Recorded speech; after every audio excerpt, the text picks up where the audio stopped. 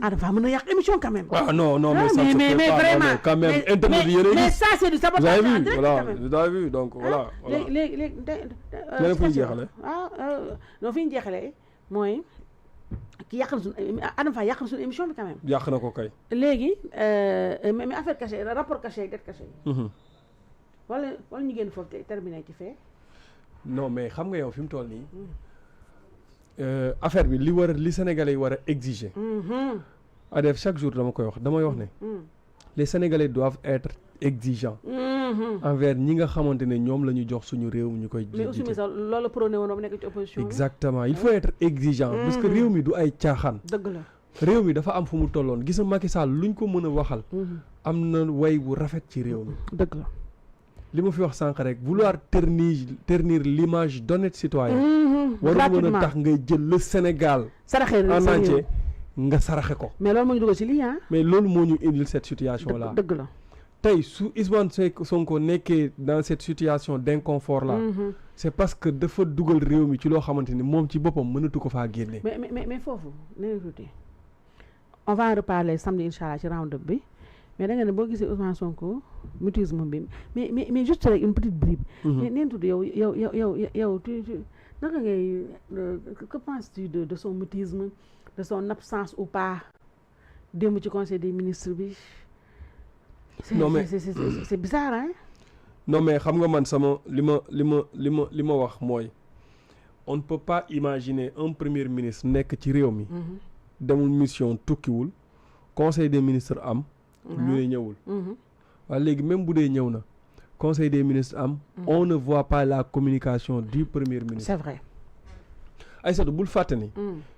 les ministères les ministres rendent compte au premier ministre. le premier ministre moom mooy coordonner l'action du gouvernement. d'accord. c'est vrai. premier ministre yi dañ koy rendre compte. donc su fekkente ne ñëw nañ conseil des ministres le premier ministre. jëlul kàddu jëlul kàddu. xam yàq nga suñu émission bi àggaleel nañu tuuti. mu ngi koy nar a yàqaat. waaw lii appel caché la. ñu xam nañu lépp appel caché la. appel caché la. waaw nañu tuuti àggaleel. yaa ngi dégg yaa ngi woon fu baax waaw. léegi su fekkente ne. tey. Adama day. non mais Adama lu mu saboté quoi àggaleel. léegi moom su fekkente ne.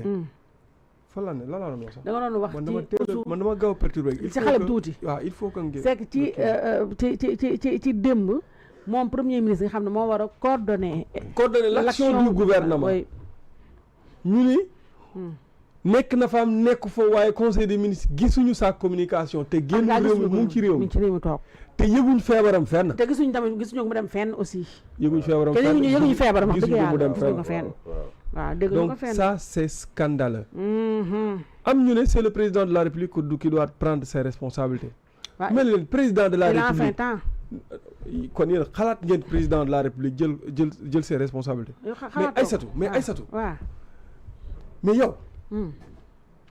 Samba Ndiaye li xëyagul ba léegi. ba tey chaque jour ñu wax ko ndeysaan. kaw Samba Ndiaye moom xam naa ni nga ko yoroon yow ni nga ko yoroon Samba Ndiaye. fu ne laa koy waxee.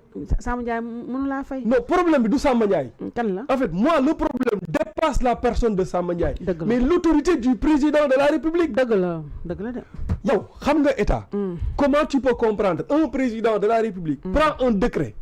qui doit être contresigné par le premier ministre. Le premier ministre refuse de contresigner le décret. Oré.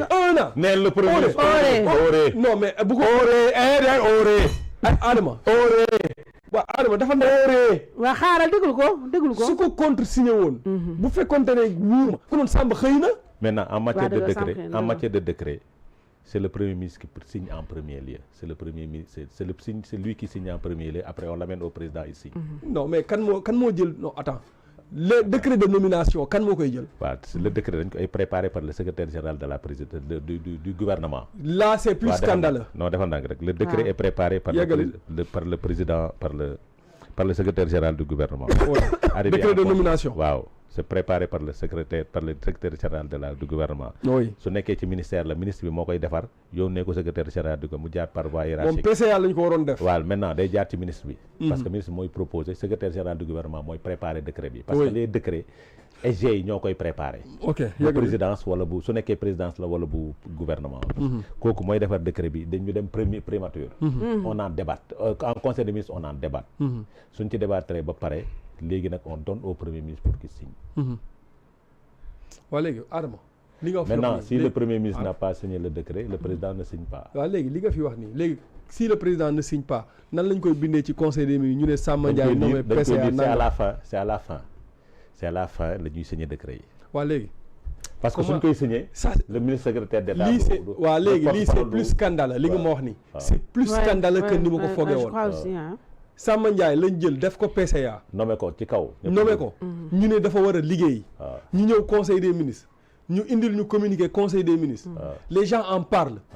2 jours après le premier ministre sort. fait un live. wala mu bind dafa bind. Samba Ndiaye dafa def live dafa di coow. dafa def live merci. dafa def live ne le président va apporter des mesures correctives. foofu dugal na kon le président ndax président jël woon initiative bi. moom initiative bi ci moom la jaar. waaw. je ne sais pas si comprendre nga sama. non c'est communication boobu kay l'affaire bi taxaw. léegi dafa ne on va corriger. waaw le président ne loolu waxam la. ça n'engage que lui. affaire bi ba léegi mu ngi takk Samba Ndiaye xëywul benn. ñaareel ba gisoo beneen nomination keneen. ñetteel ba mooy Moustapha xamanan Thié. Moustapha Fall Thié. ma nga fa toog te moom yaramam sax dafa sutante. dem 150 ans que le président est toujours droit dans ses bottes il campe sur cette nomination là. waaw mais loolu amul sens nag non mais loolu adus non adus. non franchement ça moom ça c'est pas manque d'autorité Ousmane Sonko doon wax. vraiment dafa feeñ ci non Ousmane Sonko moo ko wax laa la wax. man kay xanaa Ousmane Sonko gi ma so. waaye wax jàpp nañ fi waxi. waxu jàmbur la waaw moo tax nañ waxu jàmbur du sa wax nga dëgg waaw waxal sa wax. waxal sa wax rek. waaw léegi sama wax mooy. léegi yow man léegi mun ma comprendre. Samba Ndiaye ñu ne dañ koo nommé. conseil des ministres ñu nommé ko. ba tey at ak ñetti weer. Samba xëyul. amul keneen ku ko remplacé gisuñu beneen décret. président yi taxaw fi mu taxaw premier ministre taxaw fi mu taxaw.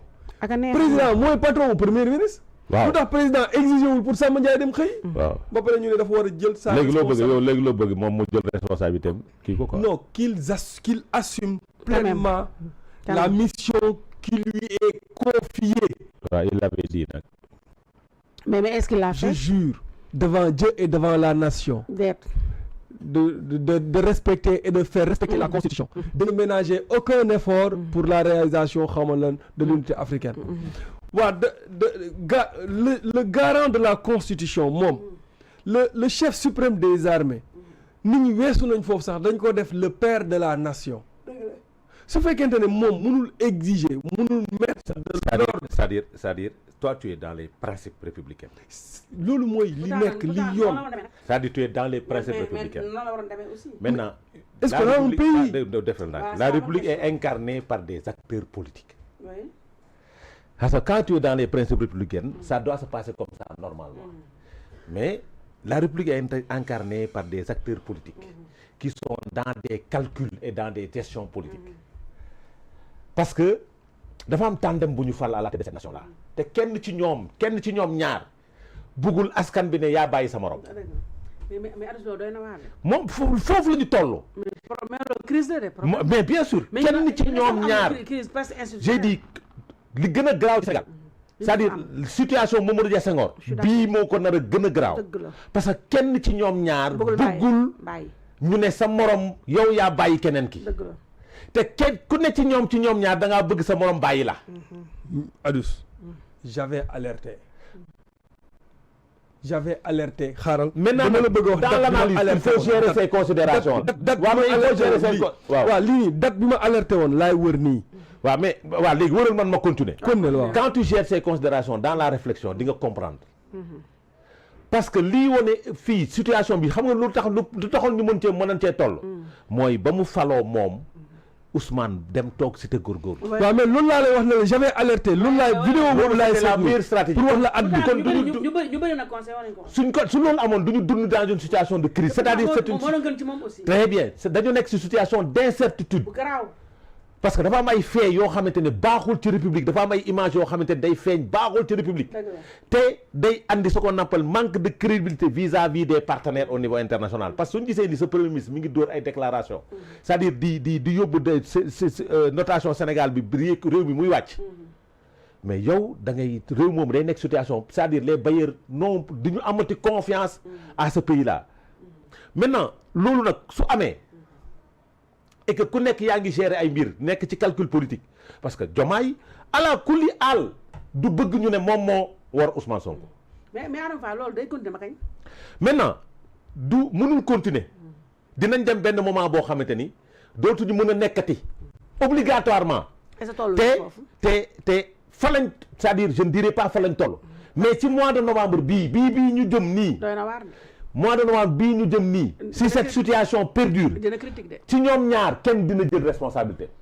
ah bon waaw ci ñoom ñaar. su nekkee dafa continuer nii. cette situation de crise profonde là. kenn ci ñoom dina jël